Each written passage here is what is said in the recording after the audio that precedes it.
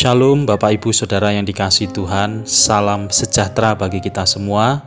Kita mengucap syukur kepada Tuhan pagi hari ini kita boleh berjumpa kembali di dalam renungan pagi Embun Hermon. Sebelum kita mendengarkan firman Tuhan, mari kita mempersiapkan hati kita dengan berdoa. Bapa kami yang ada di dalam kerajaan surga yang mulia, Bapa yang kami sembah dan kami kenal di dalam nama Tuhan Yesus, kami sungguh bersyukur untuk pagi hari ini. Kami mengucap syukur untuk kesehatan, kekuatan, serta nafas kehidupan yang Tuhan berikan kepada kami.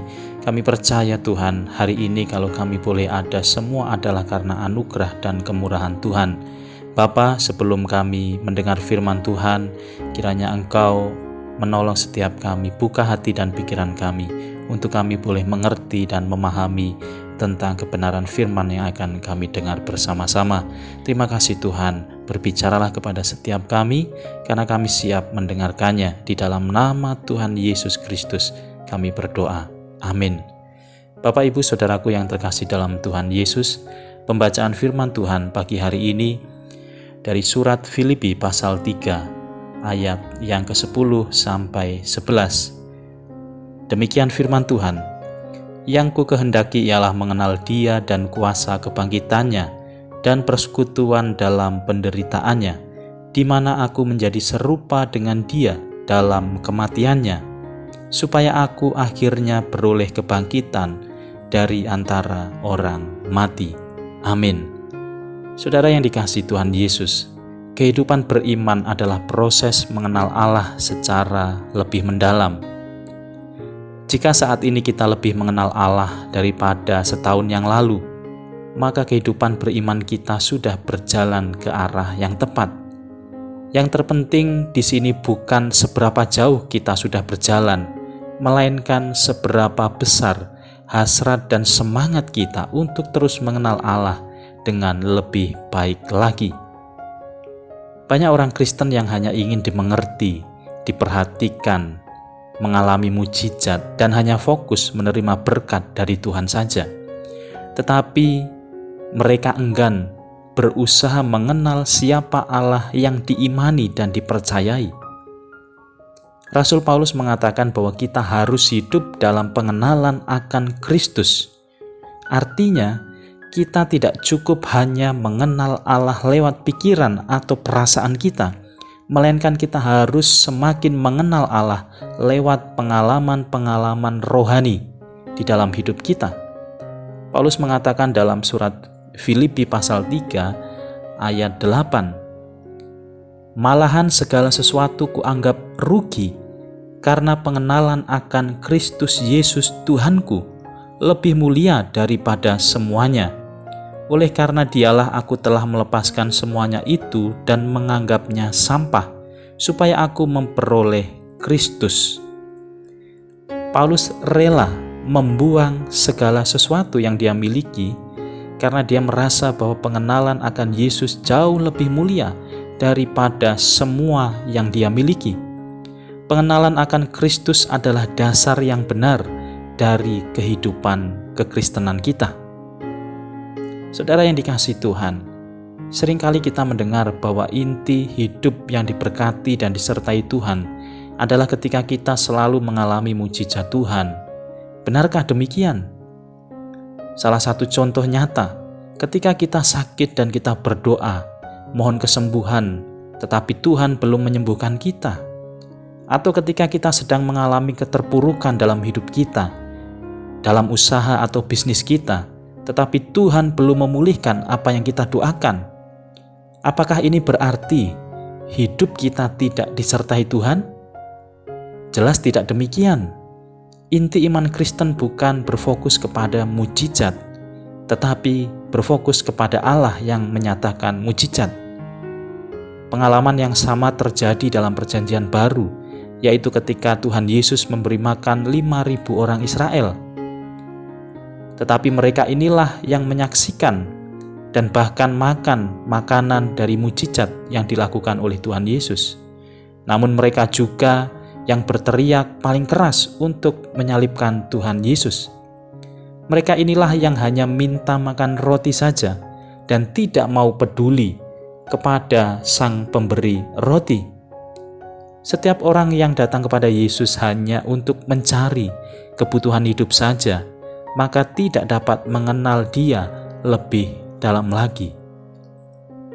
Saudaraku yang dikasihi Tuhan, yang terpenting dalam kehidupan kita bukan tentang peristiwa atau kejadian yang kita alami, bukan juga tentang berkat atau kesusahan yang Tuhan izinkan kita hadapi. Yang terpenting adalah mari kita percaya bahwa dalam setiap kejadian yang kita alami, dahulu, saat ini, atau nanti, semuanya dipakai oleh Allah untuk menjadikan kita semakin berpengalaman, semakin mengenal, dan semakin percaya kepada Allah. Pujilah Tuhan dalam kesusahan kita, dan naikkanlah syukur dalam penderitaan kita.